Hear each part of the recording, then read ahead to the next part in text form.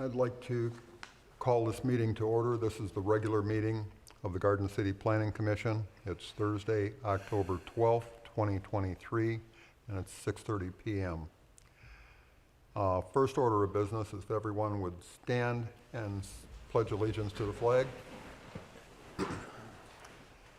I pledge allegiance to the flag of the United States of America and to the republic for which it stands, one nation, under God, indivisible, with liberty and justice for all. Thank you. Be seated. Would the secretary take the roll call, please? Chairperson May. Here. Commissioner Steenberg. Here. Commissioner Turnbull. Here. Commissioner Walls. Here. Commissioner Kalidas. Here. Commissioner King. Here. Commissioner Williams. You have a quorum of 7.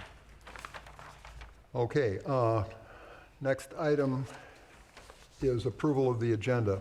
If someone cares to make a motion to approve the agenda. I make a motion to approve the agenda. Second. Motion's made and seconded. Any discussion? Hearing none, would you take a roll? Commissioner Kalidas. Aye. Commissioner Steenberg. Aye. Commissioner Williams. Commissioner King. Aye. Commissioner Walls. Aye. Commissioner Turnbull. Aye. Chairperson May. Aye.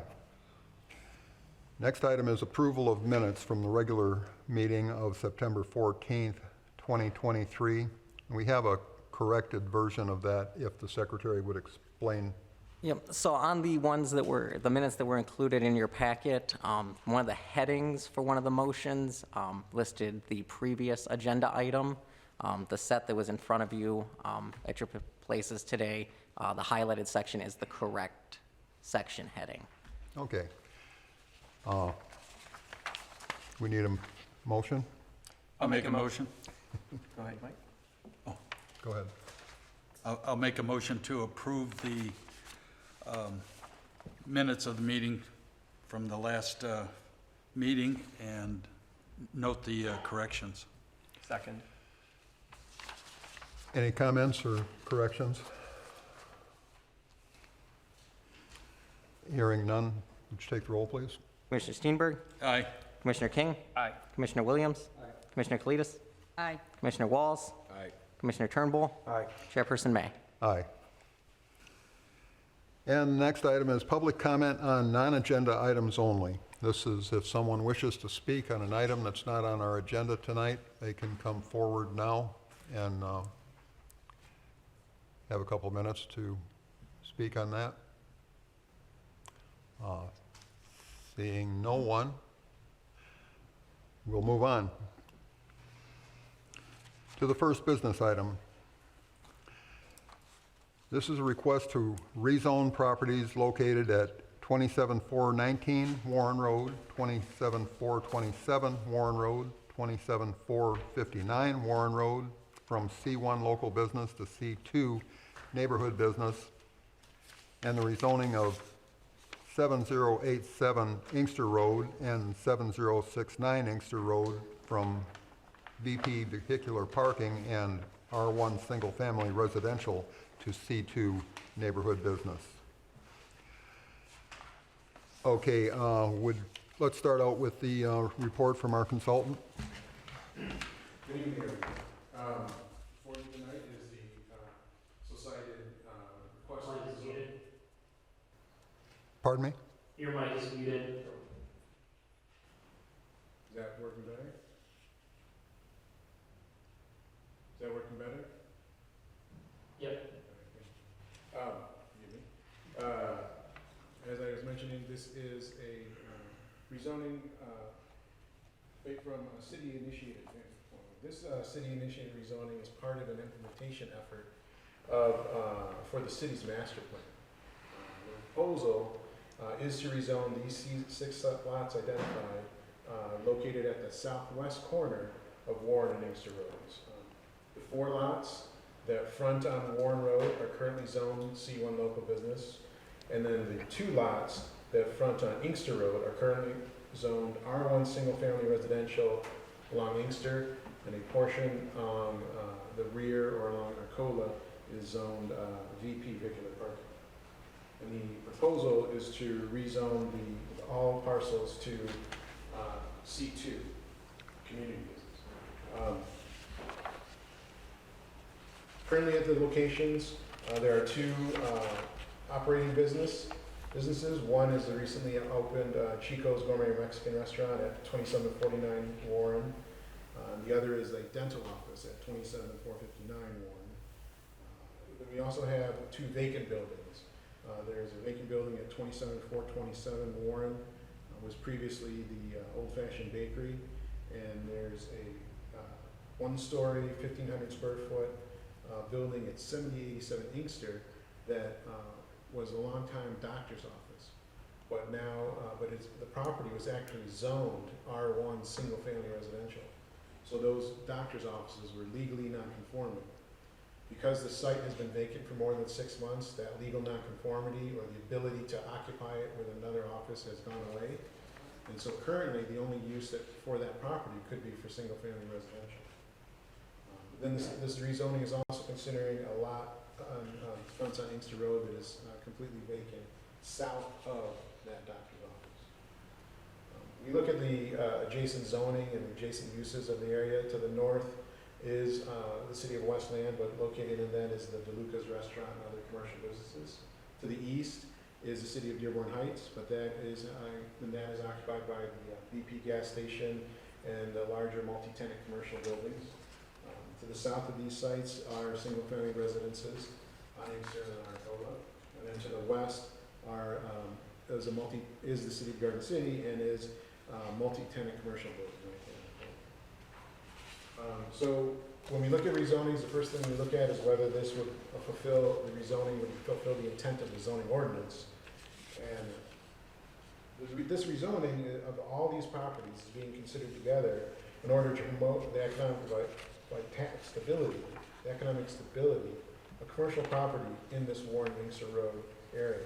This would fulfill the intent of the zoning ordinance.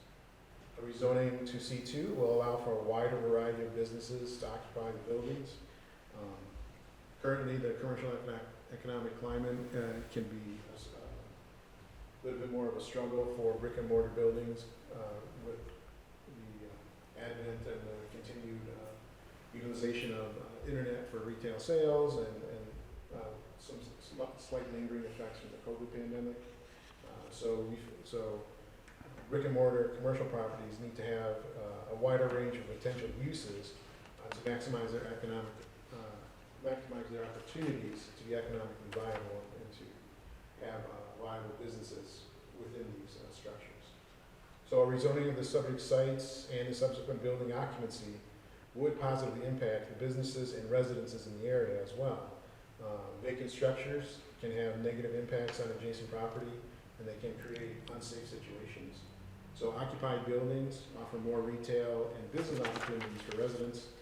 They eliminate the eyesores and bring vitality to the area. So we believe the C2 rezoning will protect and promote the character, social and economic stability of the area. We also look at the master plan. The master plan, an objective for that master plan is the promotion of a well-planned and integrated system of commercial uses. The proposed C2 rezoning will increase the opportunities for property owners to create viable businesses as well. Then we look at the future land use map. This area is designated for neighborhood commercial, which is a category intended to consist of low-intensity convenience commercial uses. And the master plan also indicates that this neighborhood commercial designation has a correlating zoning district of C2 community business. So rezoning these sites to C2 would be consistent with the future land use designation from the master plan and also with the intent of the goals and objectives of the master plan. So in the end, we do believe that the rezoning of the 6 lots at the southwest corner of Warren and Inkster will allow for a wide variety of commercial businesses and provide greater opportunities for the property owners to occupy the vacant buildings. We would advise the Planning Commission to recommend to City Council the approval of the proposed rezoning of these sites to C2 community business based on findings in our letter that's before you tonight. One other thing I'd just like to point out as we start our discussions is also that those 2 existing businesses would be listed as, would become permitted uses within the C2 district. office uses are permitted in C2. And carry-out restaurants, while permitted as a special land use in the C1, which is a current zoning, their C2 designation would create them as a permitted by right use in the C2 district. So all existing businesses will be, remain viable and legally conform. Okay. Next, we'll open the public hearing at 6:40. If anyone wishes to speak on this item, come forward to the podium, and glad to hear what you have to say.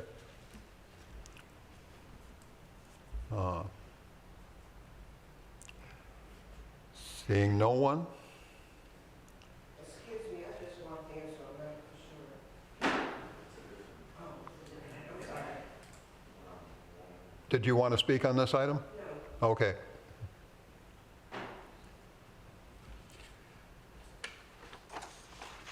Well, we have no public comments or questions.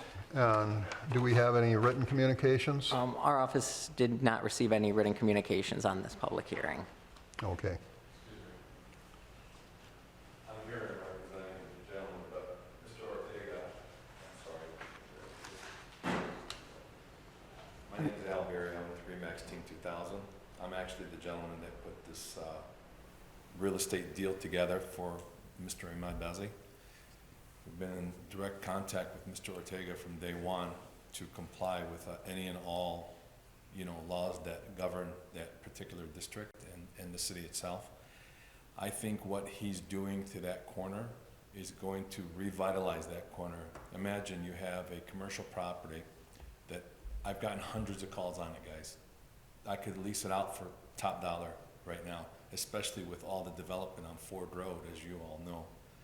Everybody's starting to see that demographic is essential for the otherwise people that can't afford $45 a square foot. They look at this as, wow, I didn't imagine, I've never seen this before. I just drive through. And as a real estate representative and professional, I don't want that to be the case. So that's why I concentrate my efforts. I've done lots of business in Garden City. This gentleman is really putting a huge effort into that revitalization of that corner. He's paid over $1 million for that corner. And since then, from day one, as Mr. Ortega knows, we've put nothing but professional businesses that are just going to work out for that place. So this is very important to continue. And that building that I could have rented out as a doctor's office, 1 million people have talked to me about it. And you can't do anything with it because it's zoned for residential. Mm-hmm. So changing that and allowing the parking lot that's behind it to even be utilized and the lot that's next to it to be utilized is very essential to that corner. And I think what he's planning to do is going to totally increase the tax rolls in the city. And it's going to beautify it. And it's going to be challenging to Ford Road, a direct challenge to it, because obviously it's more affordable. And he knows that. He wants to keep it, below the spectrum of what people are expecting on Ford Road, to bring that in. And I think that's going to be a really hot corner. Thank you for your time. Okay, thank you. Would you sign the sheet, Absolutely. please? Sure.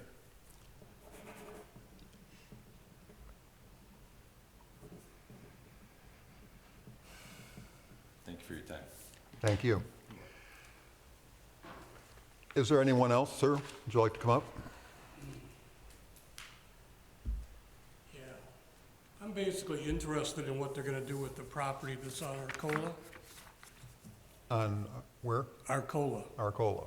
Yeah, there's a half a lot that is attached to the parking lot.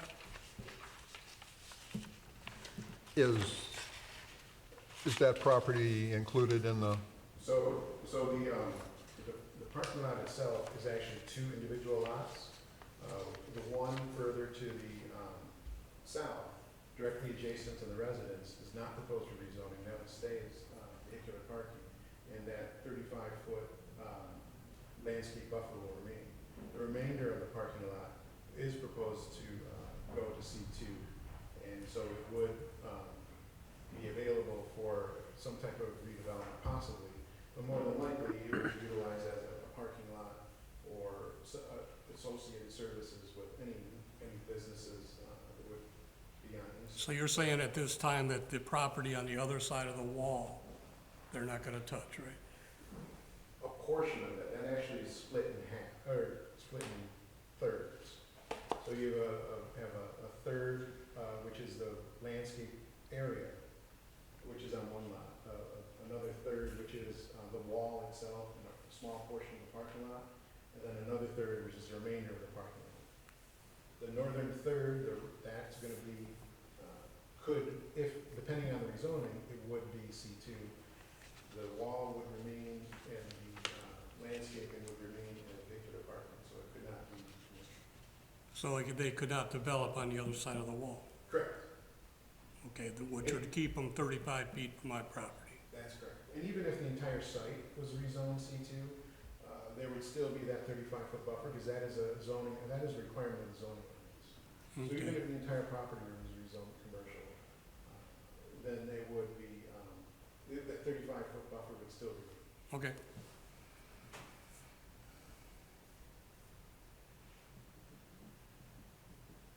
That's my understanding from the owner as well. Okay. Okay, thank you, sir. Does anyone else wish to come up and speak on this item? Okay. Seeing no one, we'll close the public hearing at 6:47.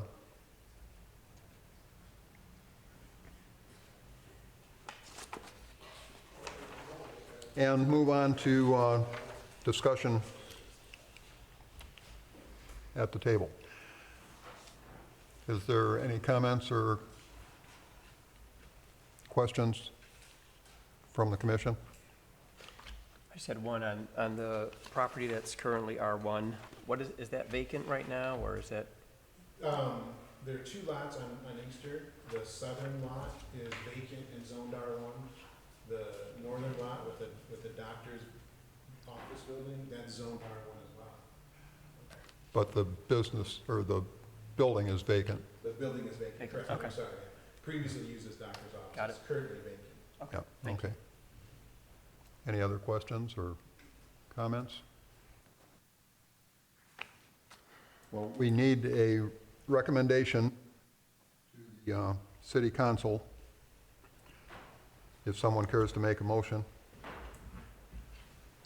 Either, I'll make a motion to recommend to city council for approval.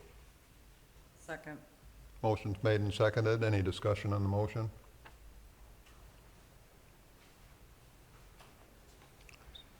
Seeing no one interested in discussing the motion, would you take the roll, please?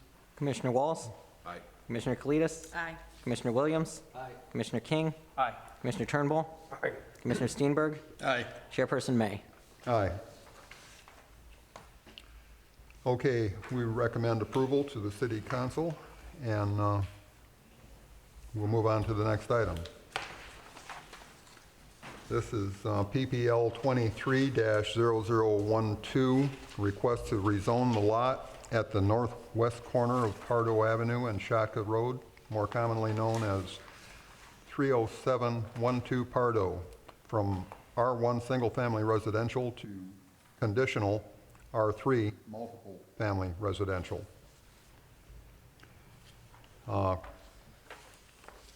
We've had this before, and maybe if you would care to explain. Yes. So to summarize, the applicant earlier in the year did submit an application for conditional rezoning for this piece of property for 12 townhouse-style condo units. Planning Commission recommended approval at that time, but the City Council did deny that conditional rezoning. When it comes to rezonings, they typically require 1 year of, before a new application will be heard, unless the Planning Commission determines that an application has significantly changed so that they can warrant a consideration. The applicant has submitted a revised plan. They provided some direction, and determination that this new conditional rezoning conditions proposed by the applicant warranted a new consideration and warranted a new public hearing to consider this new application. And so, just as a reminder, with conditional rezonings, the applicant would only be able to use the site for the uses within this conditional rezoning as proposed. A legally binding conditional rezoning agreement will be signed by the property owner and the city and will be recorded at the county that specifies how the site will be developed. If at any point in the future the site is no longer being used for the proposed conditional use, then the site must revert back to the original previous zoning use. So the applicant, as I mentioned, provided a revised application. This application is now for a 10-unit townhouse-style development. Units would average between 1,000 to 1,200 square feet in area, 2-story townhouse style. And the applicant has provided additional information, including notably on sheet A02, which is a proposed building elevations, which show these elevations show the use of brick and hardy board fiber cement, horizontal siding on all the facades. East and west elevations now include vertical corner elements. They have lighter color horizontal wall features, and then basically it's more architectural elements that contribute to the single-family style of the building, which would enhance compatibility with other single-family structures and we believe would benefit the overall development. In terms of conditional rezoning, the applicant is requesting a modification of the density standard. While normally it would permit 8 units, the applicant is requesting 10. And while there is a 30-foot front yard setback on Pardo, the applicant is requesting a 26-foot front yard setback. As you mentioned, this is something you considered previously. Very briefly, the adjacent uses haven't changed in the area. To the north of the site is the Ford Road corridor, including a mixed-use building directly to the north. To the east is zoned multifamily residential. One of the reasons a single-family structure on that site. And then to the south and west are single-family structures. To the south, it's zoned single-family as well. And then the majority of these sites to the north, east, and west are planned for mixed use. And while the south of this site, on the south side of Pardo Street, is planned for single-family residential. And then also just to point out that when it comes to the intent of the zoning ordinance to ensure compatibility, the proposed townhouse development as designed would create a much more attractive use and one which is more compatible with adjacent uses than a standard apartment building would be constructed. The townhouse uses would also provide a new type of housing alternative in the city for residents. Speaking of that alternative, when it comes to the comprehensive plan, we look at whether this rezoning would be in compliance with the comprehensive plan and its policies. The master plan does promote, through one of its goals, a high quality of life through new economic development. And the neighborhood objective of the master plan is to promote alternative housing types, such as attached single-family condominiums and senior housing units. I already mentioned, but the future land use map of the city does indicate this site and sites to the north, east, and west as mixed use as well. So, based on this revised information, we do believe the conditional rezoning would allow for the creation of a new type of housing unit, and it would diversify the housing choices for residents while promoting compatibility with the adjacent uses through its architectural style. We would advise the Planning Commission to recommend to City Council the approval of the proposed conditional rezoning from R1 to conditional R3 with the condition that the site only be developed for a 10-unit townhouse building based on the items listed in our letter. We'd also just recommend that the submitted plot plans before you be included as an addendum to the statement of conditions that will eventually be signed as part of the legally binding document that gets reported. Okay.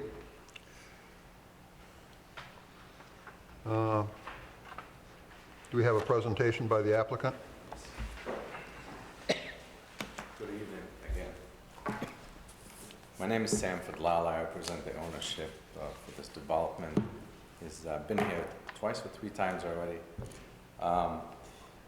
As Mr. Ortega mentioned, that this was originally proposed as a 12-unit attached condos, townhouses, and it was approved by this panel, the city council, and they decided it is a little too big, and they asked us, actually they denied it, but some of the members asked us to see if we can shrink it back. So we came back and we went down to 10 unit, and we changed some of the dimensions on, I think, as you have requested, submitted again, and we're hoping for approval on that. Now, the reason we're doing this, because as you all know, we own the mixed-use building right behind it, right off of Ford Road, that we acquired about 1.5 years ago, and we did extensive work to it. Turned it into a 9-unit apartment building plus 2 stores. Some of those units were converted into 2 bedrooms, so we have 6 2-bedrooms, 3 1-bedrooms, and by doing that, we have brought in at least 15 new family members to the city from other cities to move into here. So these are new residents into the city, and we brought in an upper scale salon from Dearborn Heights. We have convinced them to come and rent from us, so they took the front spot, as Mr. Ortega noticed, and it's on record that they opened, it's been since, I believe, February or March of this year. They're doing a great job. We also incorporated another store, which is a security system store in the side of the building. So this speaks to our involvement in this first project and the success that we have there. Now, moving to the townhouses, if this project was to be approved and built, we in the process of bringing in another 10 families, which is those 2 bedrooms, could be another 20 family members as new residents to the city. So bringing the residents total between the 2 buildings to about 35 new residents. In addition to that, with discussion with some of the commissioners and Mr. Ortega on another project that's adjacent to this building, the one to the west, which is the Knight of Columbus, that we are working on currently, and hopefully this will be implemented in the near future. That will be a mixed use, is recently approved by the city that we can do mixed use on Ford Road. So we'll probably be doing about 10 retail stores on Ford Road with condo style living on top. That's 18 units on top. I'm just throwing these numbers out there just to let you know that the number of residents, the new residents, will be moving into this city, okay? So that will put me right over 50 residents moving into the city. And the amount of money, the exposure that we have on these 3 projects altogether, it is in excess of $7.5 million. So we plan on doing good things in this city, and we're hoping for your blessing. We have some of the tenants that occupy some of the buildings and some of the neighbors that they decided to come and speak and, show their approval and support for this. So I'm hoping that you can hear them out. Thank you. Okay, thank you, sir.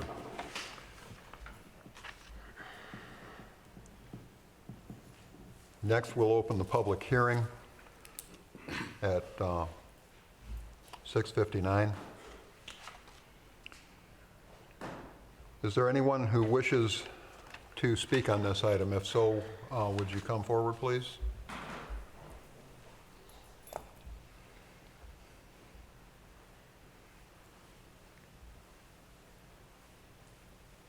Hello, my name is LaWanda Barnett, and I live in his unit that he built. I've been there for a year. I signed a 2-year lease. Once I came down a couple of times from Georgia to look at the property, I've seen it before he started revitalization. And then when I looked at it, I couldn't believe, and I kept calling him on it, like, I can't believe what he's actually doing to this place. And when I tell you the final product, he had 1 unit left. He said, I don't know, it must have been something holding this place for you. He said, I'll meet you this day. I said, you really gonna meet me right now? Because I'm looking at the outside. And so he said, yeah, I can be there in an hour. And when I tell you, I went up there and I was thinking like, this is beautiful. This is absolutely beautiful. I've always wanted barn doors. This place had barn doors. Yes, I had to downsize, and I just had bought all new furniture, and I was coming from out of Georgia. But the furniture was worth me starting to get rid of, because I'm like, I'm getting this place. And he kept, and I had all the stuff still left. He said, how are you gonna put all this stuff in this place? I said, don't worry about it. I got this. I'm good at maneuvering this stuff around. So I think he has did a wonderful job. The front of the building looks amazing with the beauty salon being there, looks absolutely amazing. It goes with the flow. It reminds me of a downtown Atlanta setting. So I think it would be an asset for him to put that new building in the back, because when you're going off the alley, it doesn't look appealing because you got all the shrubs and everything. So I think another one of those identical buildings would be absolutely amazing. And I enjoy shopping in Garden City, and I'm using the hospital facilities, so we are bringing Garden City up, and he's an amazing guy. Thank you. Okay, thank you.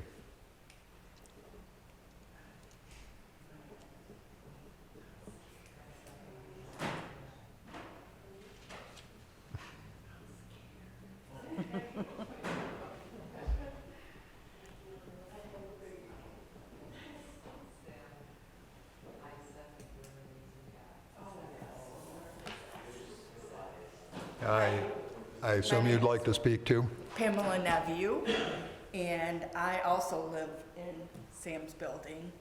And when I seen it online, I said, I gotta have this place. It was gorgeous when he printed it, and it was, and I called him and he met me just like that, went in, and I was in, just like that. And he's amazing, he is, and I think that, again, to second her, that eyesore in the back is going to be beautiful when he gets done with it. It's gonna make it more appealing in that area and have more people around me. I like people, so please allow him to do that. And I'm gonna sign this and I'm gonna get out of here because I'm a nervous wreck right now. Yeah, well, thank you for coming.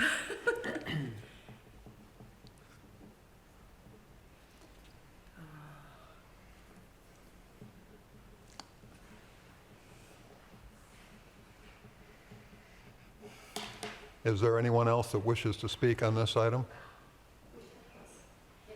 Yes. I'm also not good at public speaking, but my name's Batul Joseph. I'm the salon owner that just rented the spot from him about 6-7 months ago. I opened my salon 15 years ago in Dearborn Heights, and the plaza that I was in started becoming overcrowded and the parking was terrible, and I was looking for a new building. But to be honest, I never considered Garden City. I wanted to stay closer to where I was at, but somebody told us about Sam's building, and I'm like, okay, I'll give it a chance. I took a look at the building, and I really loved it. It was updated, it looked like it was well maintained, the parking lot was beautiful, and ever since then, like, I just signed a contract, and business has been great. But I agree also, the alley is terrible. So if he does something with it, that would drive business even more. So we all support Sam. Okay, thank you.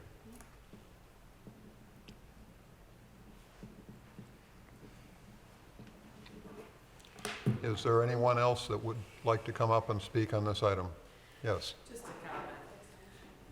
As a resident, and I currently serve on the DDA board, all for revitalizing our city, right? We're trying to fill in vacancies, promote business growth, and this would be wonderful for us. That's all. Okay, thank you.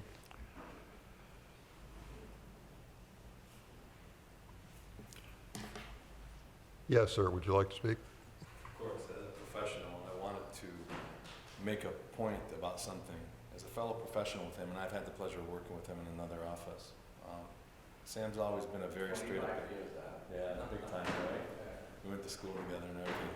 he's really a stand-up guy. He does put his mind into things, and he does build projects that revitalize the areas that he touches. So as a professional, I wish I was able to bid on that salon. I lost out on that one. But anyway, I just wanted to point that out, that he does have a lot of thought into it. He's just not up here, you know, blowing smoke at everybody. He does use real money, and he does get the stuff done. Okay, thank you. Do I have to sign my name again? On this? No, you're good. Okay, thank you, sir. Does anyone else wish to come up? We have one more. My good friend Darwin is a real estate broker. I just wanted to say a couple words with respect. The development, what does it do to the property value within the surrounding area? Mr. Darwin?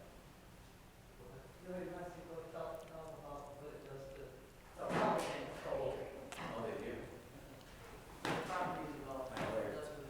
Yes. Yeah. The property development, what does it do for the property in the surrounding area? Does it raise the value, lower the value? What does it do? Yes, my name is Garland Solomon, and I've been a broker for over 44 years now. And the property that he's doing, I think for sure is going to raise the property values in the area, and it's going to be a good tax base for Garden City. I looked at the drawings, and I think it's going to be a beautiful place. I've been knowing him for a long time, and he does really good work. So I really support what he's trying to do. Okay, thank you. Would you sign in, please? I'm sorry? Would you sign the sheet, please? Mm-hmm.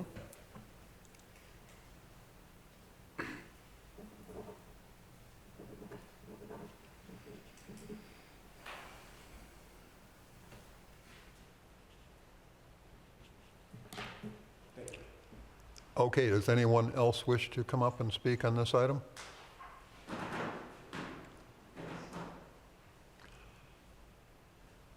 Seeing no one, do we have any written communications? To the chair, so our office did receive 2 written communications. I would want to preface this by saying we received these communications a couple months ago when the applicant submitted the 10-unit for the first time, but we did not have the public hearing because we did not have a motion approved to accept the application. So the written comments were from that time. They were never read into the record. We have not heard from the people who submitted the comments to rescind the comments or take them back. So if it would benefit the board, I can read into the record because it is a document that was submitted to us. Yeah, we should do that. So this one was dated June 8th from Michael Naraki that states, I do not support the request to build a multiple family residence at this location. The lot is too small for it. The intersection of Pardo and Shatka is already chaotic as people are constantly speeding and ignoring the stop sign. So additional vehicles at the proposed property will make it more dangerous. There wouldn't be enough room for parking, which would lead people to be parking on the streets. But then where do they go in a snow emergency? Vehicles from the new Salon Apartments on the corner of Shotgun and Ford are already overflowing to the side streets. Please do not allow this, as it will be disastrous to my neighbors and myself. So that was the first of the written communications. The other was, I believe it's from a Lynn McMillan, dated June 5th, that states, please do not allow a builder to come into our city and build 10 townhouses on a small lot surrounded by single-family homes. It is completely out of character for the city and will bring our property values down. The lot is way too small to even consider approving something like this. It is a single-family residential property. Please, if you have any say in this approval or denial of something like this, please deny the request to build. So those were the 2 written communications. Okay, thank you. All right. Seeing no one else that wishes to speak on this item, we'll close the public hearing at 7:10.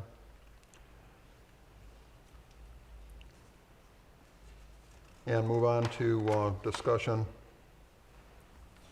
with the commission. The applicant has complied with our request in presenting additional information to us as far as elevations. He's also modified some of the original elevations to make the building more attractive. And we have details also with screening wall and the dumpster enclosure, I believe, here. So in view of all those things, do we have any discussion? Anyone wish to make a comment? I'll just make a comment. I know later on the agenda today, we're talking about the master plan, and development in the city is so important. I appreciate the applicant bringing it forward again. Okay. Any other comments, discussion? Mr. Steenberg? Yeah, I'd comment on the fact that everybody in the city ought to look at this and consider that we've lost Bank America, we've lost Kroger's, we lost Kmart, we lost Napa, we lost Larry's, Golden Feather, Save More Drugstore, and there's more. And I don't think it takes too much imagination to figure out what happens to a city when nobody wants to build or develop or do business in it anymore. I think the city dies. We've seen enough businesses close or move out of the city. When I have somebody that's coming into the city that's, keep in mind that the Foxhole Music Den was empty for some 30 or 40 years, that store. And now it has your salon in it, and the salon is gorgeous. The apartments above, all those apartments were empty because they had no certificate of occupancy. The only person living there was the owner's son, who maintained a wholesale heating and cooling business, and it was failing. So it was on its way out too. And that would have meant all the units were empty of apartments, all the commercial units were empty. This gentleman came into our city and spent, I'm sure, a considerable amount of money, made the apartments something that people want to live in. Have 2 new businesses in there that appear to be doing well. And when you have somebody that wants to come in your city and spend $7 or $7.5 million, I say you open the door and invite them in. Thank you, that's all. Any other comments? So just to be clear, the 2 modifications that we're gonna make is a setback of 4 feet and going from 8 units to 10 because of the density. That's the only 2 things that we're, That's correct. Everything else would be in compliance. with everything our else is standards. in compliance. Yes. Thank you. Well, could I just check one point on that? The whole 8, that's a reference to the master plan, correct? It's not an ordinance that we're making an exception on. That's correct. Well, it is referenced in the master plan, and then the ordinance and the area requirements are in the zoning ordinance would allow for 8 units. So it is in the zoning ordinance. But as a condition of rezoning, that's one mechanism you can use to modify it. So that's why it's a requested modification. Any other comments?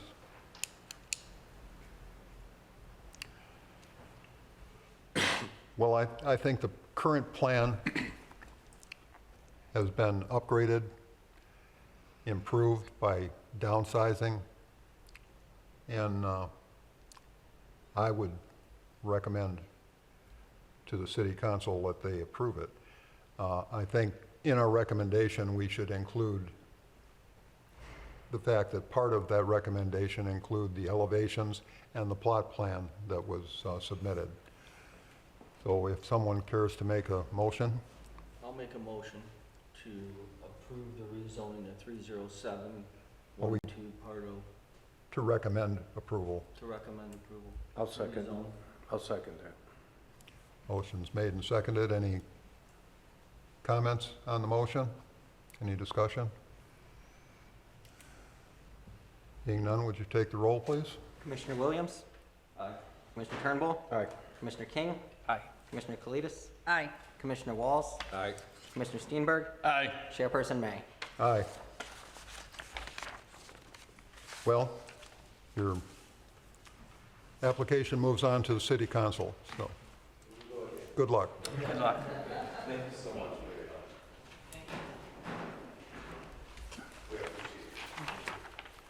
Have a good night. Okay, our next item is PPL 23-0026, request for special land use recommendation and site plan approval to establish an outdoor storage yard use at 32115 Block Avenue in the M1 Light Industrial Zoning District. Would you start us off, Mr. Ortega? Yes, sir, Mr. Chair. I'll just be summarizing my review letter in front of you with regards to the site. So the site itself is approximately 2.865 acres and has an existing one-story building that's about 8,030 square feet in floor area. And this existing building is actually currently occupied by a company called Bittersheet. They are an online auction company, and they're utilizing the building for a warehouse for their items. The rear of the site was an unapproved gas area, but actually there's a typo in my review letter. In September of 2022, the rear was covered with some asphalt millings for the through surface for outdoor storage.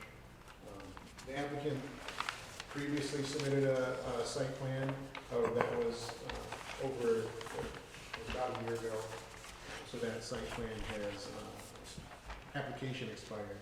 So this new application in front of you is from the property owner. They have a new consultant engineering company, and they're proposing to operate an outdoor recreational vehicle storage yard to the rear of the building.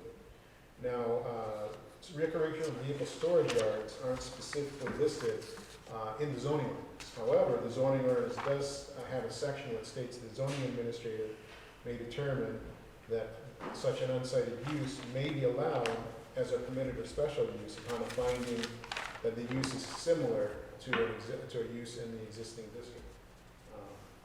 Given the fact that contractor storage yards are listed as a special land use in the M1, zoning, a determination was made that recreational vehicle storage yard was sufficiently similar, provided they received special land use approval from the planning commission for such a use, similar to what a storage yard would require.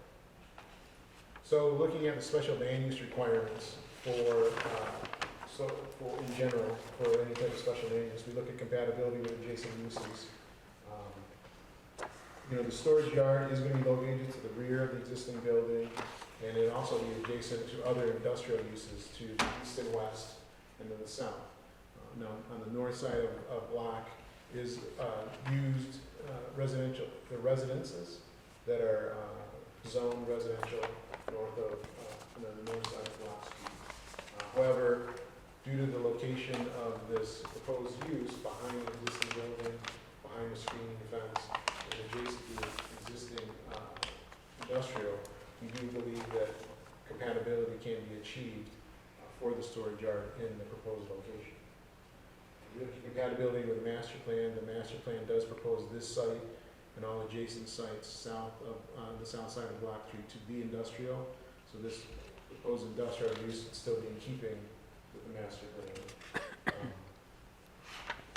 And however, one important aspect is we want to make sure that this use does not negatively impact adjacent property, and also that it effectively integrates itself into the utility system, including the stormwater system. So for that reason, to ensure that the proposed use does not negatively impact the use of adjacent property, all engineering site improvements must be constructed to all city and county ordinance standards for the outdoor storage yard. The We recommend that as part of special land use approval. And also that before you is on the site plan, the applicant's plan indicates various elements for a stormwater approach. This includes a pretreatment structure, underground storage chamber, and an outlet to the existing drain. The letter from the city's engineer does indicate that this equipment and this proposed stormwater approach does require a permit from Wayne County. So we would recommend that any special land use be contingent upon approval of the stormwater management plan as proposed from Wayne County to meet their standards for approval. One last issue just to point out is the impact on traffic. As an industrial use, if this were to be if the rear of the site was to be constructed for, say, a warehouse or a manufacturer, a fabricator of some type, the amount of traffic coming in and out of the site would be, increasing traffic volume and be pretty consistent on a day-to-day average and would add to the traffic volume on the block. However, as a seasonal storage use, rather than having a higher volume consistently added, typically storage yards have storage increased volume at the storage time. So at the end of summer, when people need to storage their equipment, they'll be dropping off their vehicles, and then in the spring they'll come and picking up. So there will probably be peaks of traffic in the summer, at the end of summer and the beginning, but there will be contrastingly different than if this were to be a standard industrial use, which was to add to the overall traffic volume on the block. We will also note that block does have specific weight and use restrictions that are enforced by the city, and so there would not be in the attempt to make sure to mitigate any kind of negative impacts to the residences to the north. So we do believe that when it comes to this special use of an outdoor storage for recreational vehicles, that it would also provide residents an alternative to keeping their vehicles on their property. Based on the location to the rear of the building, the location does appear appropriate for this use, provided that it be constructed to city and county standards. So we would recommend that the planning commission approve the outdoor storage, especially outdoor vehicle storage yard and special land use based on compatibility with adjacent uses, compatibility with the master plan. But however, that approval should be contingent upon the site plan approval and obtaining the county permits for special land use. So that's a special land use question of whether this should be utilized as an outdoor storage yard. We can address site plan issues now or further on in our discussion. Okay, why don't we hold with the site plan information, and is there a representative of the applicant here? Would you care to make a statement? I'm actually the owner of the property. This is my engineer, John. We feel that the demand is definitely there for storage. We get calls all the time, people asking us if we're ready to take vehicles. That's one thing. As far as Wayne County goes, we're working with Wayne County now to work with the water retention, which is obviously a big issue. We'd like contingent approval from the city in advance of really digging in with Wayne County based solely on the cost, just to getting really deeply involved with the water side with Wayne County. So we're just trying to take the process step by step and do it right, basically. Mario, in your letter mentioned the landscape, which we did submit last year. I'd like to hear more a little bit on what you guys really need for that, and maybe that's on the site plan side, but I guess if you guys have any questions for us, just let us know. Okay, thank you.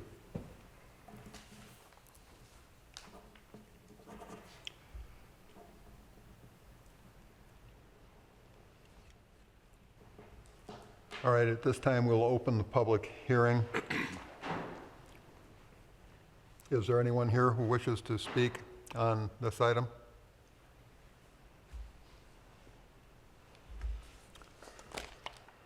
Do we have any written communications? We did not receive any written communications. Okay.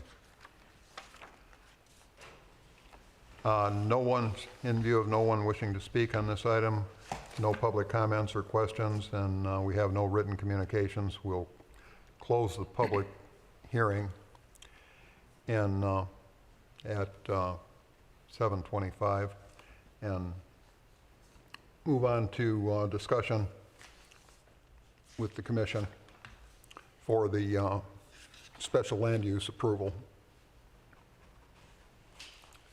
Yes.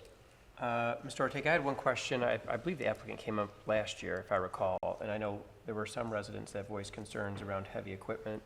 I'm going on memory here. Can the applicant speak to what kind of vehicles that will be stored?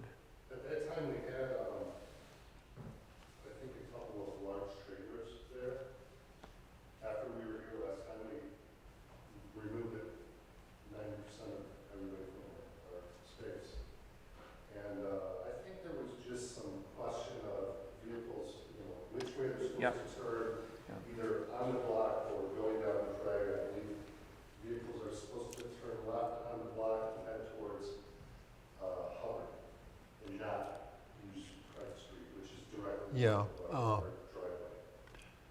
Yeah, I recall that issue about heavy vehicles going down Craig too, and I was wondering if we could recommend a traffic order prohibiting commercial vehicles going down Craig at that intersection. I think that's mainly only an issue because our lot literally Right. goes right out to Craig. Yeah. There's vehicle traffic back and forth on the block. Oh, yeah, well, you have to be able to get out someplace. But, yeah, people were more concerned with the traffic going down Craig and getting into the other neighborhoods and having a problem with the streets and kids in the neighborhood, I suppose. I think I recall that there was a paving company in there and they had dump trucks and heavy equipment. Yeah, there was a that were lot of other leaving- heavy equipment. Leaving in the mornings and rattling down the road. That was Yeah. a point of concern that we heard the last time. And you, like you said, those guys are out now? Yeah, the paving company is still there, but they're not allowed. Right, and they're not, We're really not looking to have that type of large. so you're talking RVs, boats, long-term type storage? Trailers, you know, Yeah, boats and RVs, yeah. Yeah, perfect. okay. I don't think it would hurt to ask to have that included, though. Absolutely, I think that'd be within your purview to make a request, and if there isn't already one existing, I was trying to just look and see if there already was like a sign. There's no sign there now. It's not posted now, I- so- There's signs posted at Hubbard and Block and at Merriman and Block, but not at Craig. Yeah. So it might be that either it's taken out or it is something that was missed, but I think a recommendation like that would be welcome by. Yeah, I think the neighbors would probably appreciate that. So since this is a special land use request, and there's a storage lot about 1,000 feet from where he's requesting one, and I already spoke to Mr. Ortega about this, that storage lot that's existing there now is technically not permitted to be there under today's standards. So there is a lot there, it is operating. Well, It can be there under council approved it It years and can- years and years and years and years ago. Right. I assume it's probably an existing non-conforming use? Correct. That is correct. That It's is a correct. legally non-conforming use that was approved many years ago. How do I get one of those? Back in 1970. We're working on it. Yeah, we're trying. Back in 1970-something. Forgive me, I don't know the exact date, but I knew it was an extended period of time ago that they did it. And Because I actually stopped there today to try to research it a little, to see what we can do for you. And I think that's a lot of the residents' concerns are, Yeah, I mean. That guy's got he's got 18-wheelers over there, he's got everything. Well, getting the traffic order for that would help with that situation as well. It wouldn't just affect your property, it would affect any commercial vehicles going down block. So that would certainly, That's why I'm kind of looking for the definition of what he's looking for to put this, and what is the ordinance on what he can put on this property. What's to stop him, if we approve this, of putting 18-wheelers on it, or construction equipment on it? As a special land use, especially since there aren't any current definitions in the ordinance, you can specify in your motion, through discussions with the applicant, the type of vehicles that would or wouldn't be permitted. Because that's one of the key aspects of special use, is to consider all the factors of its operation. So for example, if this was like a late night restaurant or something, you could stipulate the hours of operation to end, like you say, at either midnight or 1 or 2, depending on proximity of residences. So in this case, you can have discussions as to what type of vehicles are proposed, and limit them either by wage or axle or something like that. I absolutely think we need a storage lot. I mean, people are storing boats and RVs and everything in their front yards here. So I absolutely think we need one. But I think we could help the residents out too, right on the north side of Block, if, you know, there aren't big rigs starting up at 4 a.m. and pulling out of there, or semi-trucks or dump trucks, or, so if we could kind of limit the use, but kind of give you what you want too, we could probably fit the needs of both. A weight Yeah, it would limit be- might address that, a weight limit on Well- that block. with RVs, that's kind of hard because they get pretty big too. Yeah. Yes, sir, would you? didn't engineer that to put semis on there. Well, I mean, even, We got underground containment. You won't be able to drive a semi over there, an 80,000-pound vehicle. Yeah. It's not gonna be, if you look at the plan, it's gonna loop around. Mhm. It's mainly been designed for, say, a 30-foot motorhome or a boat or something of that nature. Yeah. Semis, that wasn't our requirement, and I just wanna make sure you're aware that when you look at the drawing, that's not, Wayne County would have us. I'm leaning more like a dump truck and a trailer. That's also, You know what I'm saying? Like a Bobcat and a trailer at 5 a.m. Right, and that's what the people that were here the last time were complaining about.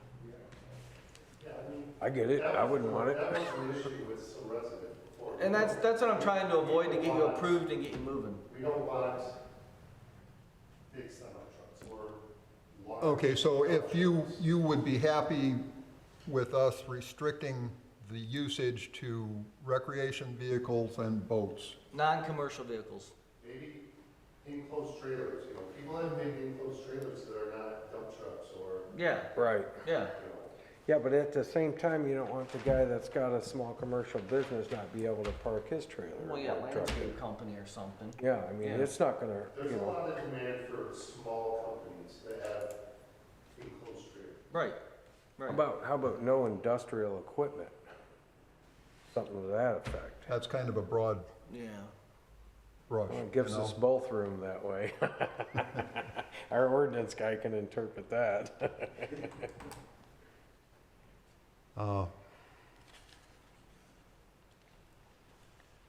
We could probably make the distinction by saying, 26,000 commercial equipment versus recreational. Well, like, privately like you said, used. small Single axle. commercial trailers 26,000 pounds. would be something that they might want to park there too. So, What about construction? There's guys with small. I mean- If we do, if we don't here. yeah, I mean, if we. That'd be ideal. Yeah, exactly. Okay, can we keep it down? Would it be a little easier to do if we came up with a weight limit for a vehicle weight limit? I don't know, weight limit's gonna be hard, right? How do we know what a weight limit is? Right. Yeah, well, Sometimes you might not know what something weighs, I guess, but, I mean, personally, when we're bringing customers in, we're gonna want stuff that's not gonna be a hassle to deal with, big vehicles, but, you know, you never know what might come along either, so I guess it really depends on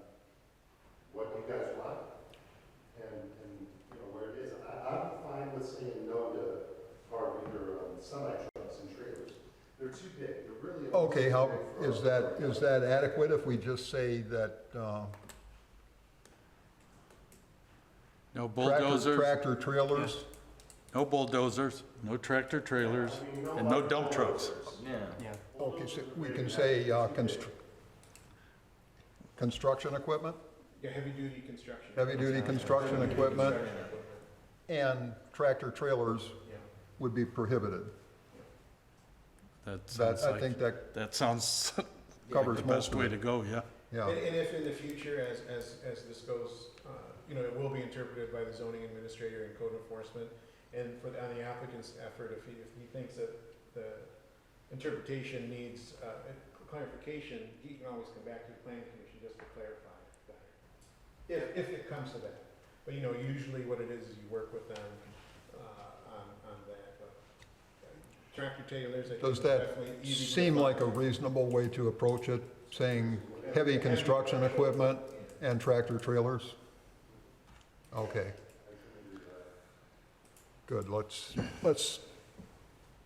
go with that then. Yeah.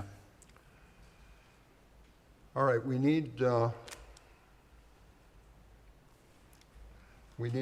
approval, contingent approval of the special land use. And that's contingent on the county permit approval for stormwater and what? And site plan approval.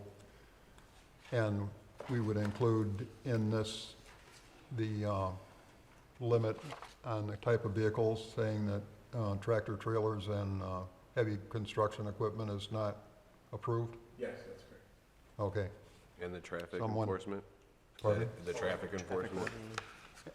And include the traffic enforcement Yep. order for commercial vehicles going down Craig. Would the city put a sign right there on that corner that just says no? Yeah, if we can get the traffic enforcement order, they'll put a sign up. It would be a recommendation to the police chief and administration, and if they deem it such, then they would do the normal actions, which would involve a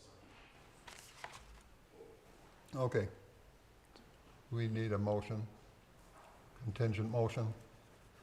Motion to make a contingent on traffic, the site plan approval from the county, and site plan approval to council.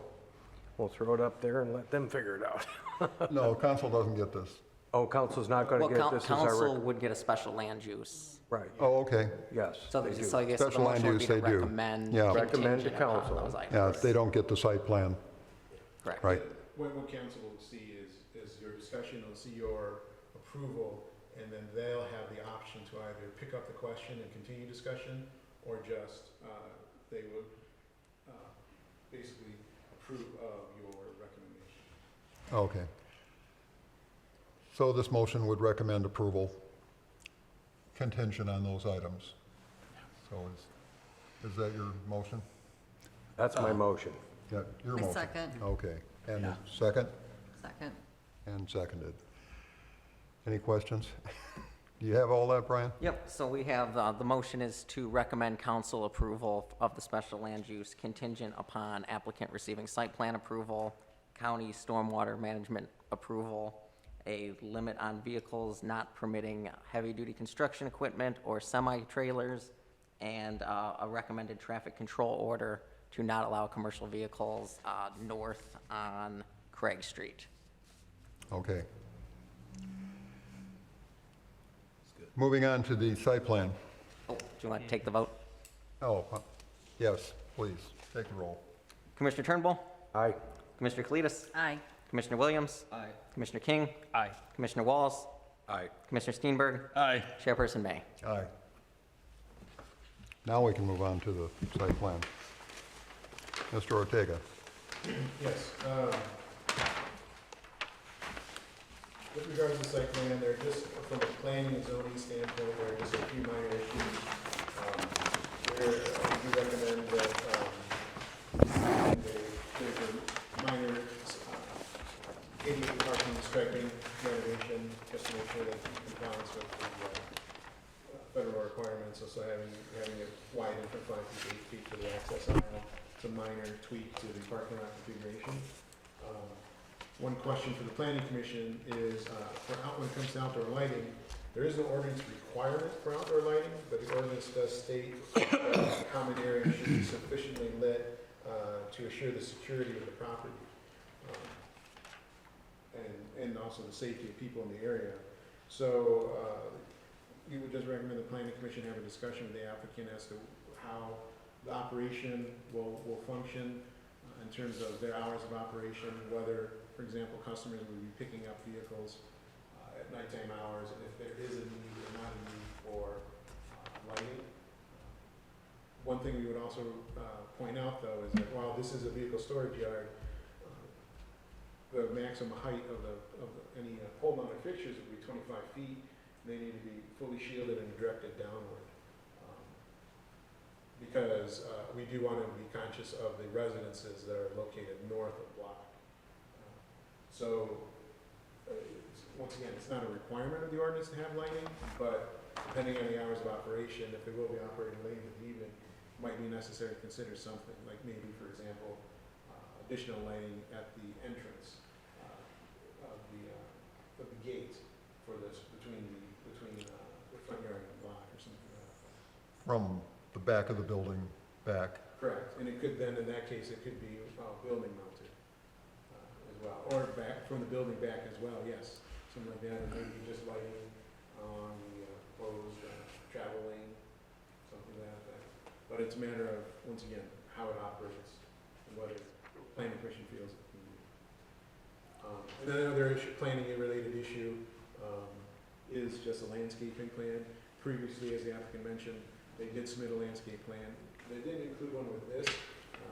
The site already has some evergreen shrubs on the north side of the existing structure. Their previous plan did propose some additional deciduous trees along the front fence line for the screening, so it's on the east side of the property. So that type of modest improvement would probably be sufficient. Because there are no other specific requirements for landscaping within the industrial district. So we would recommend it that if the planning commission believes it's necessary, it would be nice to have some additional deciduous trees, evergreen trees on the front side of the existing fence. To enhance Okay, this. was there a landscape plan in the previous? There was. Yeah, is that, Part of this, no. But was that plan acceptable? yes.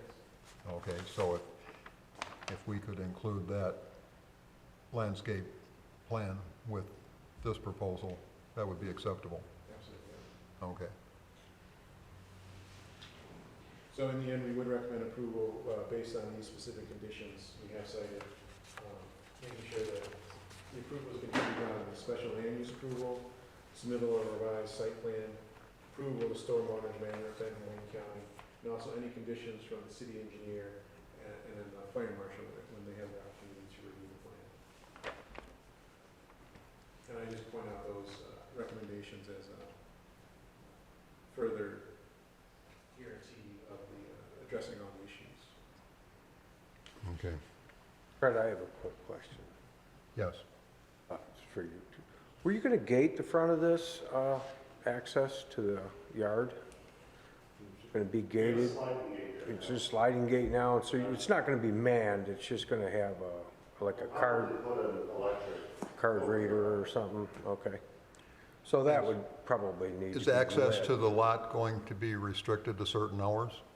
Definitely, yeah, I would not want, like, after dark, After hours and middle of the night stuff? in the fall or winter. Between 9 and 7, let's say, like early, regular hours, basically. Okay. Not nighttime hours. When it comes to lighting, I believe we proposed some lighting on the back side of the building in the former plan, and I don't know if we did on the east side of the building, but I would like to add some lighting to the building only, really, if that's possible, in the back and on the east side.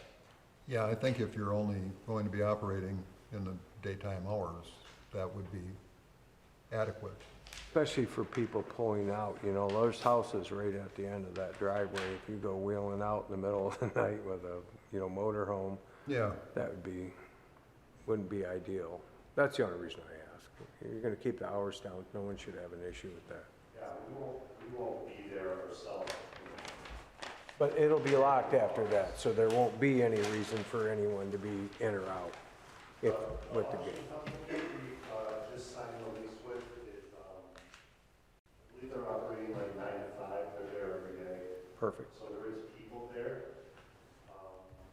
But it was nice to be able to bring that, business in. They moved from Northville and came to our location, so. oh, good.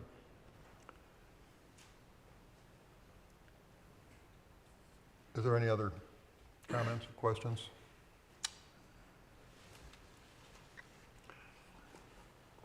Well, we could entertain a motion to approve conditionally by accepting all of the recommendations in Mr. Ortega's review. I'll make a motion to approve the site plan contingent upon the McKenna site plan recommendations in the report. Support. I would like to just add one thing to that. Perhaps the lighting could be worked out administratively between Mario and the owner as far as the back of the building and that. Let's just let those guys figure that one out. See if he can get this thing to move. As well as landscaping? Yeah. I have a question regarding the fire marshal. I believe he had a comment last time around. Does he normally see these? He sees these either at the planning level or at the construction permit level, so he'll see it at the construction permit. I have talked to him though, when we were going through the see above there at the building. I don't know if it's relevant, but that fire hydrant, there is a fire hydrant in between the two properties, the one to the east of us that he said would work for our property as long as there's access. Yeah, his approval will be needed in order for to get final administration. Yeah, that- And also construction, so yeah, we'll address that. There's actually one to the That- west of you too. What's that? There's one to the west of you too that I don't think anybody knows about. Yeah, there is, yeah, on the street.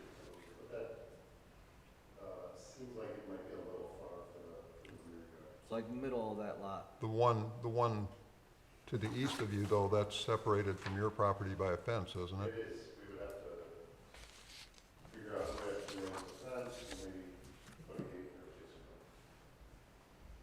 something. But he said That's the purview of the fire marshal, and he'll make a decision there.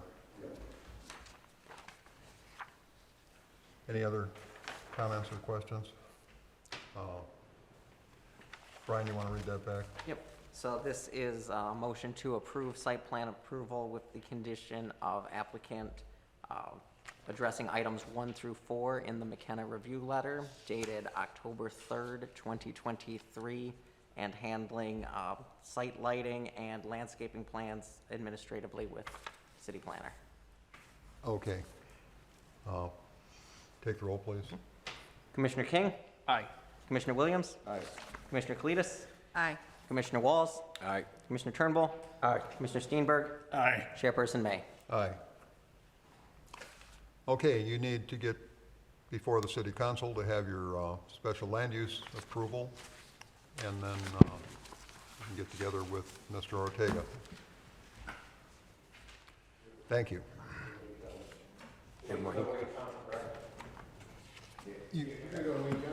Yeah. Yeah, you can go to Wayne County. You still need approval from the city council, though. Not this coming Monday, but it's Okay, will they, like to see us? someone from the team should be there, just in case there's questions.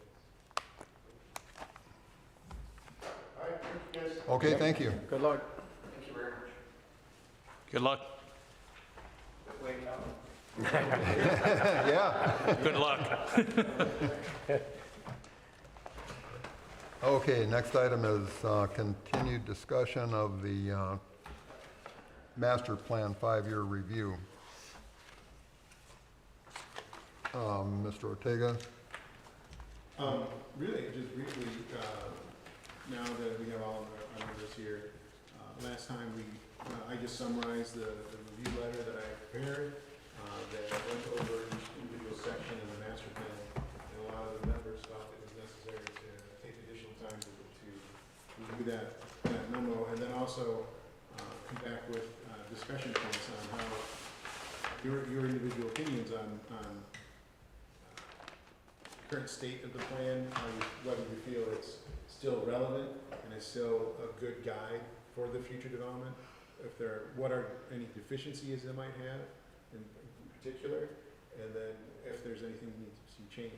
Because in the end, the 5-year review really is intended to provide, it's for you to take a step back, look at it, garner your opinion about it, and then decide as a commission if you feel it's necessary to point to the council, point out to the council that it might be necessary to do some other additional planning efforts, whether it's an addendum, whether it's a brand new plan, whether it's, for example, my recommendation was some redevelopment plans for certain sites. There are a lot of different options based on, once again, how you feel the goals and objectives in the master plan are what the relevance, how well they're served. One item we talked about, I think, Fred, you mentioned, was the whole garden residential proposal, and how functional it still really is in this day and age. Yeah, I actually have several areas that I think should be looked at. Maybe I can start off and then we'll go down the table and see if anyone else has some thoughts. Starting out in Chapter 2, the regional examples, I think using Ferndale as a comparison to Garden City with 9 Mile compared to Ford Road is not very appropriate. I don't think that works. And comparing us to Midtown Detroit, I'm not sure that works very well either. But then moving on, under demographic analysis, it says that demographic analysis is the fundamental element of master planning. Well, if that's true, then we have a problem, because the data used in this plan was from studies compiled in 2010, which is right after the biggest recession the country has had since the Great Depression. Since then, we also went through a pandemic, which has further skewed the data. Population, income, employment numbers, housing, this has all changed dramatically, I think, in the past few years. And maybe if we're using this data, we're drawing some false ideas from it. City facilities need to be updated. The community center's moved, the fire department needs expansion, and it's partly underway now, I believe. The water system, that report stated that the water system is in good shape, even though some of it was installed in the 1940s, and I know it hasn't all been replaced since then, and some of the flow numbers in that system are very low. So I'm not sure that that's an accurate statement. Then going on to garden residential, I just think this should be removed, and I'm not sure about flexible residential either. Looking at what we've done with flexible residential in that plan has really encroached on some regular R1 residential areas, which I don't think is what we hope to do. And then the zoning designations in the plan need to be updated. Now, the sidewalk build-out is desirable, but a 5-foot separation from the roadway is not always possible, in most cases not possible.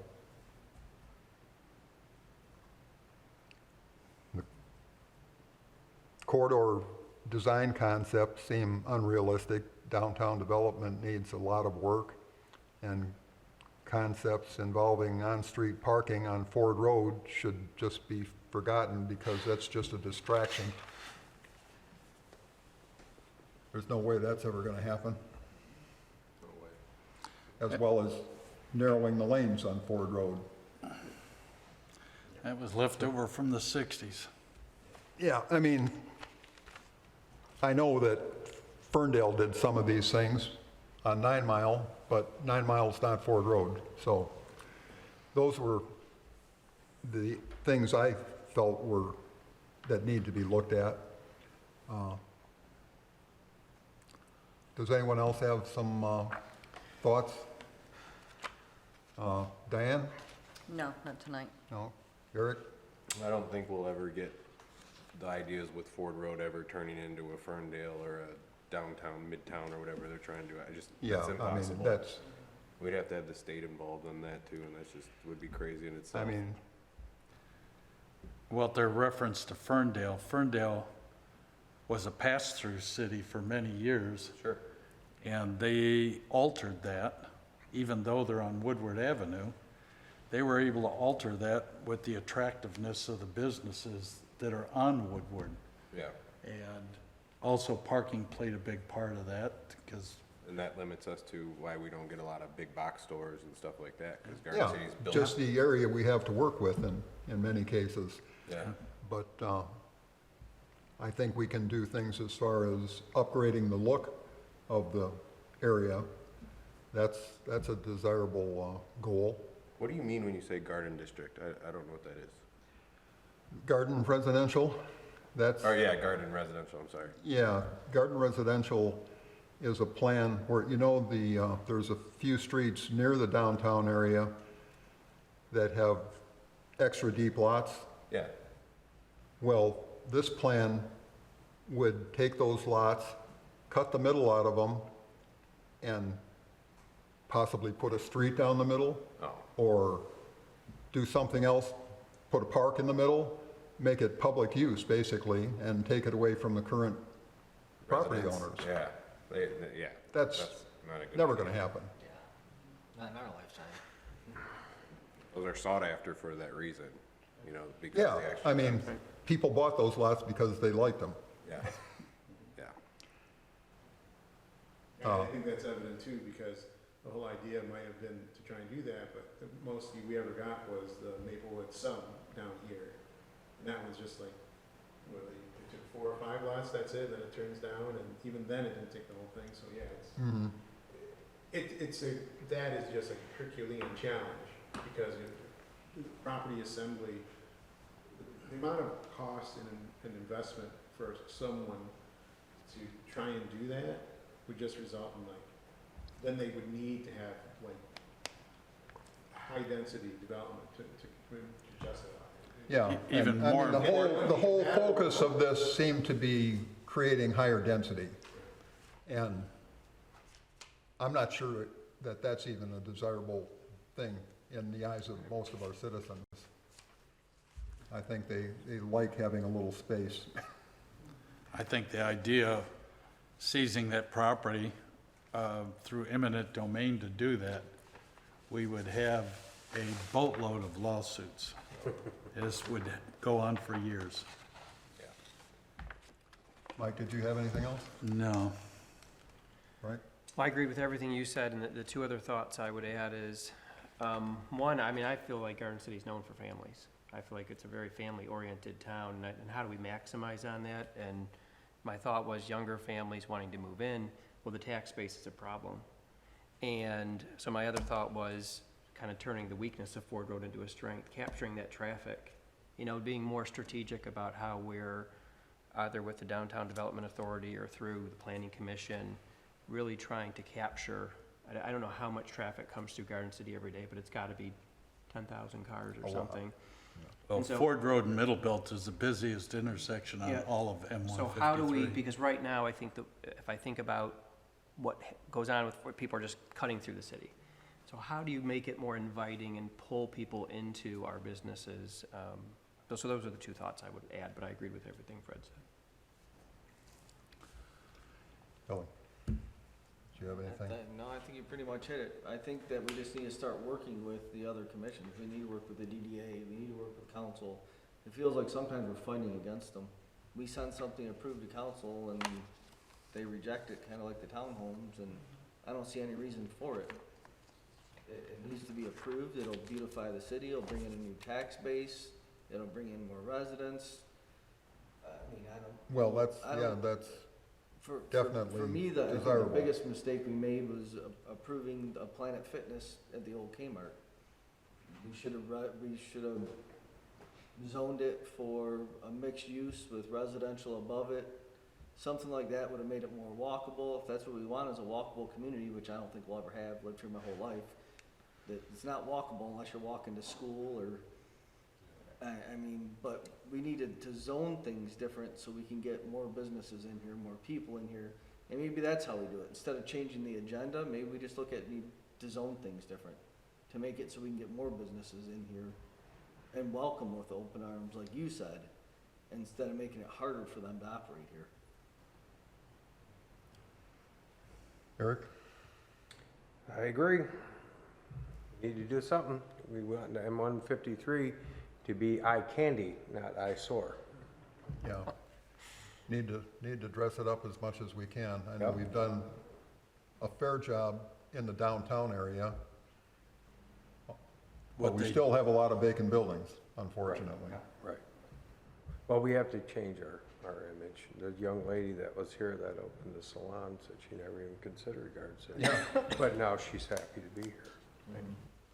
So, I think if we looked at a zoning change for the Kmart property and thought about site plan condominiums in there, would be a way to attract more people right in the downtown that would more than likely walk to some of the facilities downtown, some of the businesses.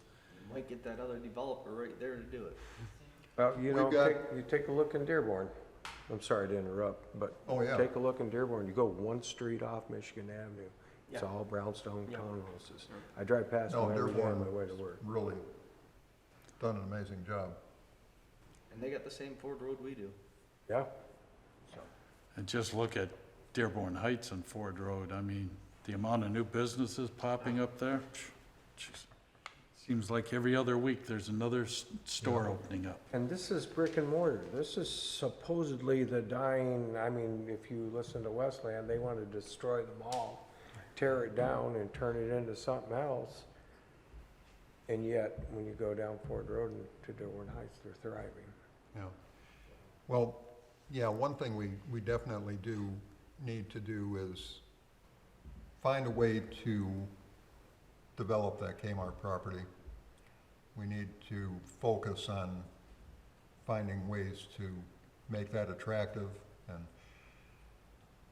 I mean, we can always make it plan development, I guess, if we need to change something, but there's got to be, I mean, even in the existing plan, there were several concepts of creating new streets through that property and putting businesses or mixed use or whatever in that area.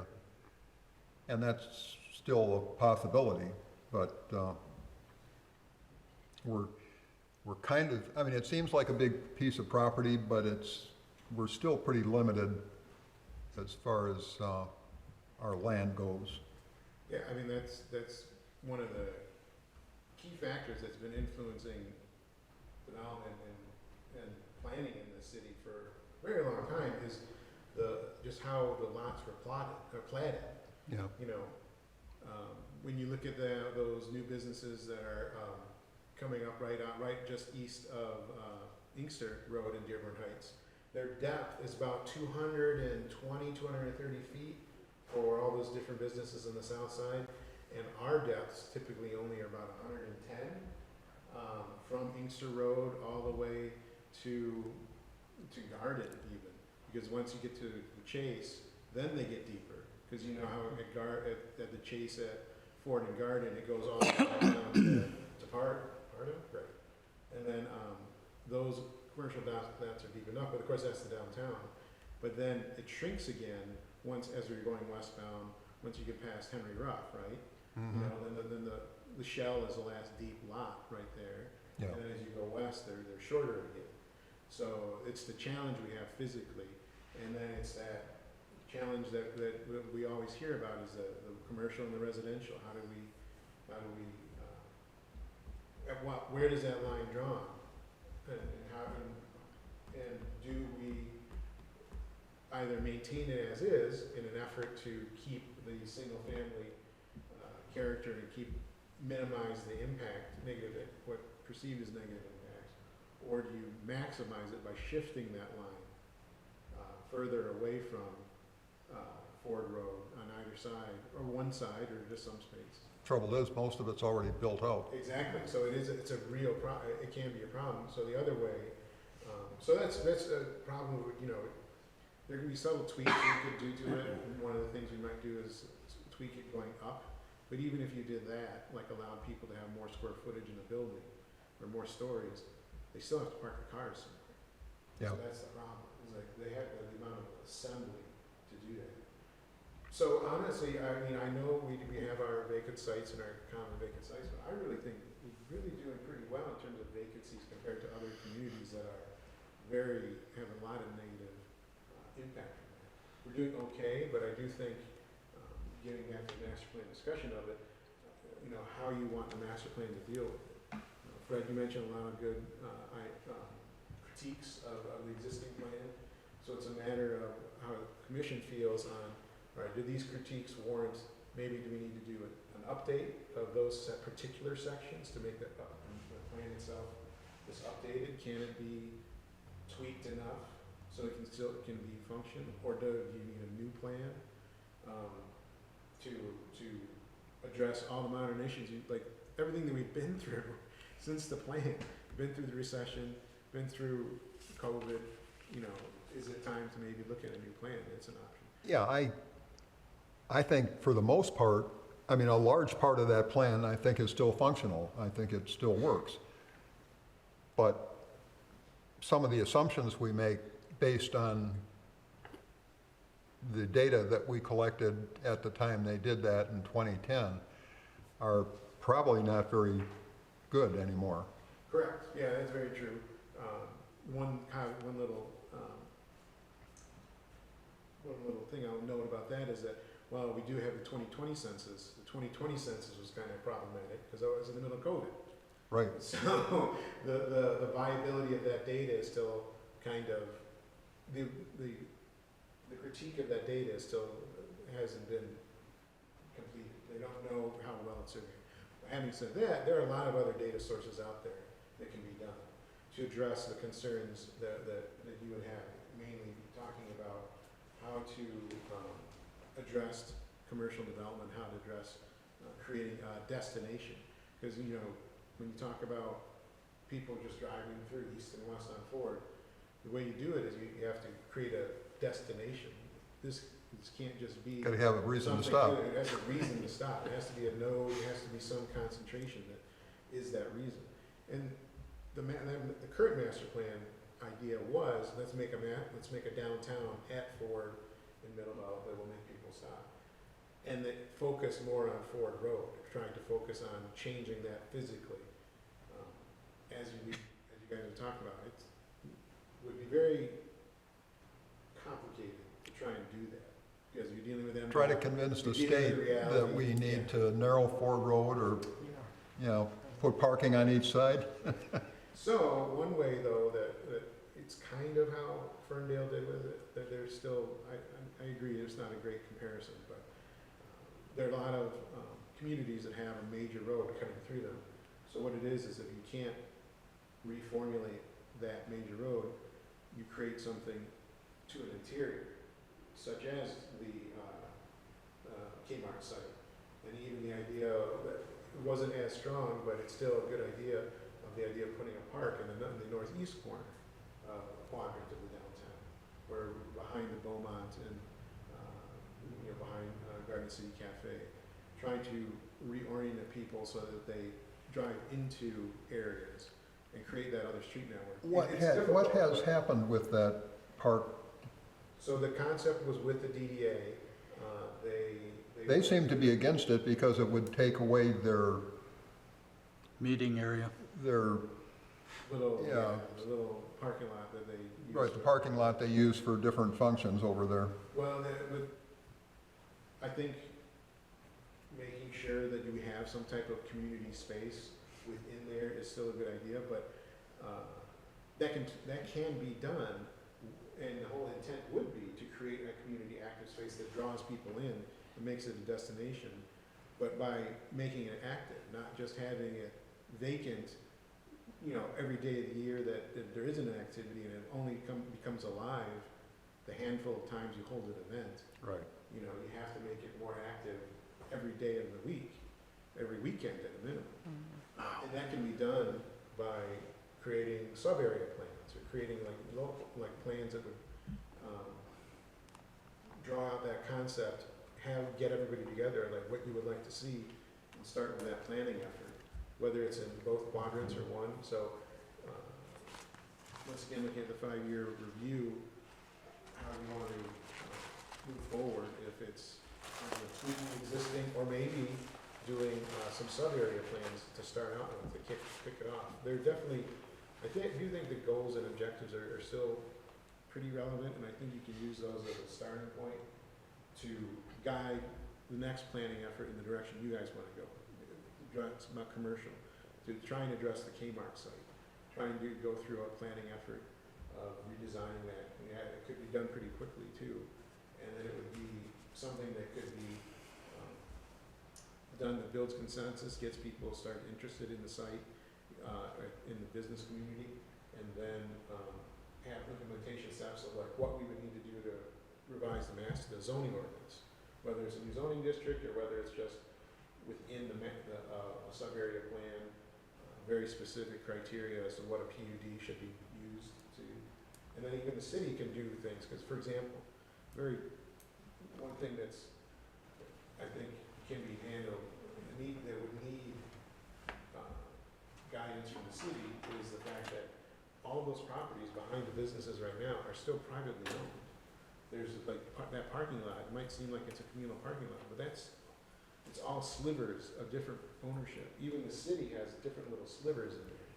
So Yeah, they could consolidate that. That needs to be one continuous behind Ford Road, Because then east, north and south, so that you're not trying to pull out onto Ford Road. You can get down cut through the parking lots, you come out at a light, someplace that you're guaranteed an access to Ford Road, instead of sitting in Aldi's driveway praying to God that you can get out without getting killed. right in front of the Yeah, tax so place, that just connecting the parking lots and running a parallel to Ford Road, north and It south, would help the businesses even. would help all the businesses. Now you got shared parking, now we're not fighting over parking spots. Yeah. The businesses aren't restricted by, you don't have enough parking, so you can't bring your business here. We need to stop that. We need business here. And if we can pass an ordinance as simple as connect the lots so everybody can get in and out. that'd Yeah, be for a simple. while, they were making everybody have it separate. Right. They Remember when they didn't want them to connect. Right.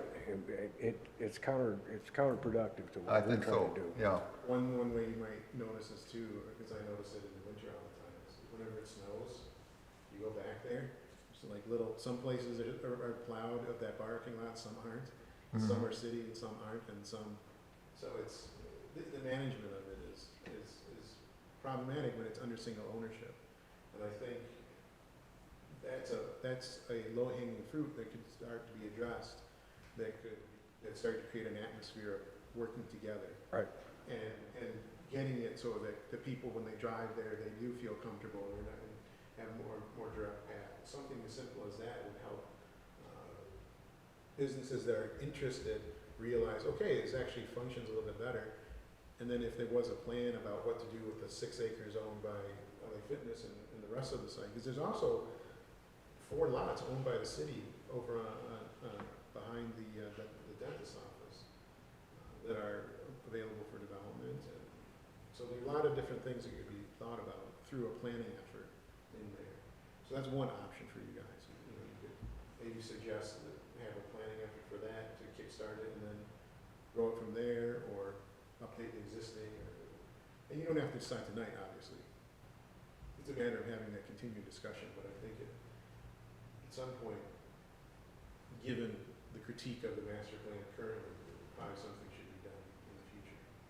Could we add that to a future agenda to get some aerial views and to start talking about it in earnest? Well, you know, I talked to the mayor recently. We're not doing a poor job of marketing the city. We're doing a zero job. Yeah, we're not doing anything. We're not doing anything. Right. So these properties here, there, and everywhere, if we put out that property at Kmart, which is a fairly significant site, to a national marketing firm, I bet they'd find somebody that would want that. We're a bedroom community, meaning 92% of our tax base is from houses. We're about 11,000 houses, and that's our tax base. We could do ourselves a big favor by trying to address that and get somebody else to help us with the taxes, and we're not doing it at all. And we haven't been for some time. Well, when the current administration came in, I thought they were looking for a new marketing firm to handle the DDA. They're, An Heard about economic that. developer, I heard they were looking for. he's looking at a lot of different options, and that's one of them, yes. Yeah, they have a lot of discussions about they're having those active discussions about how the leadership of the DDA, the building department, and how that will function moving forward. So I believe they'll be coming up with something. But I do think, like Fred, you were talking about, possibly doing some kind of exercises. You know, sometimes those definitely could be done if you wanted to. If you wanted to do that amongst yourselves, I would suggest doing that as like a workshop meeting where you could focus on that. But I think those exercises are you get the most out of them, and they build momentum if they're part of a planning effort. Because I do think they're very fundamental to have those happen now, because when you're looking at that site, it is very large, but that means, while it means there's a lot of opportunity, it also means there's gonna be a lot of cost involved to get it up to the type of development you'd wanna see. A lot of investment will have to be put into it before someone gets it out. And the way they'll be looking at that is making sure that the development atmosphere, meaning the codes and the regulations, are built for that. And so I think if you had a planning, as part of a planning effort, we looked at, when you're looking at the site, you also have discussions wide open about building heights. And you have that D-word discussion. You talk about density. You talk about what you would be comfortable with there. Having that discussion now, rather than when someone comes in, proposes a PUD with this many stories and this many units, and if everybody immediately reacts negatively to it because they don't comprehend what those numbers are, then that could scare away the developers. So the most comprehensive way to move forward would be to start having the discussions amongst the community, because it is about everyone in the community and what they feel comfortable with in terms of, you know, those kind of things, height and density. Because that would definitely be what developers would be looking at. Because unfortunately, right now, the current property owner does feel that that's a high value piece of property. So the asking price for that vacant land right now is relatively high. So that if we had someone come in that wants to develop it, they're already putting a lot of money down just for the land. And then if they have to put a lot of infrastructure in. And then the construction costs right now are very expensive. So to get the amount of, they're gonna putting in a lot of money in order to get out what they need, would involve talking about density, talking about height. And so I think as a community, if you talked about it, and, you know, there are many ways you can talk about it too. We just, through various visual image surveys and even the simple things as making recommendations, as going to visit sites, and then us doing the analysis of, right, this is this much density, this is what this much density looks like. You know, you look at downtown Plymouth, their density is like this, the Mayflower looks like this part of the area looks like that, that's their density, you know. Dearborn, I always mention that as a reference to a lot of people that come in when they ask about residential, and mention the townhomes out there, because I do feel like, to me, based on my experience with the residents and with the business owners, it seems like townhomes are what some people feel might be comfortable with. But I don't know that for sure, that's only my small sample size. So I think if you had discussions as to what you feel comfortable with, that'll help. Yeah.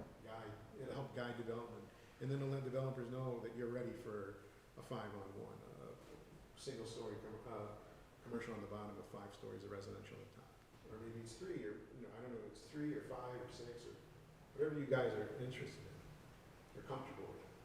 You know, that's, I think, kind of guidance when someone picks up the phone and calls, what they'll be looking for. Even a senior center, Yeah. people are retiring a lot earlier than they used to, and change our height restrictions in that area. If we were to put a senior center, senior housing there, I bet it'd be filled up before they put the last brick in. Well, there's always a waiting list for the current senior I know. towers. And it's not just here. Right. It's in Dearborn Heights, and the waiting list in Westland is like 4.5 years. Yeah. And so that, people No, that are it's- getting ready to retire, people- that forces them to go elsewhere. Yeah, people definitely want that. And while you look at some of them, when you're driving by them, they might seem not that much, but they're at least 3 stories.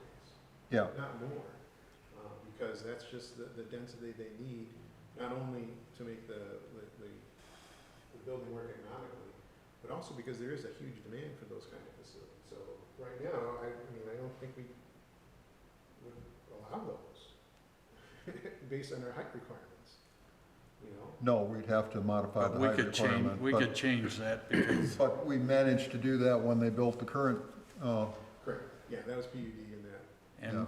and when we talked about our master plan, the last iteration, we ended up with 19 site plan condominiums over in the industrial park.